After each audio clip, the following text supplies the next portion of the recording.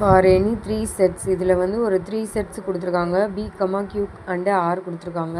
இதில் வந்து P minus Q intersection R. இப்போ சம்மில் கொடுத்துருக்கிறதுலேருந்து இதை வந்து நம்ம என்னன்னு பார்க்கணும். ஃபஸ்ட்டு வந்து இதில் வந்து டிஃப்ரென்ஸ் பண்ணியிருக்காங்களா, அடுத்து வந்து இன்டர்செக்ஷன் வருது. இதில் 3 செட்ஸ் இருக்குது. அப்போ இதை வச்சு நம்ம என்ன பண்ணணும்னா, இது வந்து ஒரு டிமார்கன்ஸ் லா.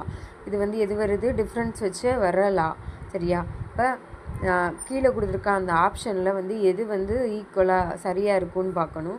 ஃபஸ்ட்டு வந்து என்ன கொடுத்துருக்க அதே கொஸ்டினை தான் அப்படியே கொடுத்துருக்காங்க. அடுத்து வந்து இப்படி கொடுத்துருக்காங்க. இது வந்து வராது. நெக்ஸ்ட்டு பாருங்களேன்.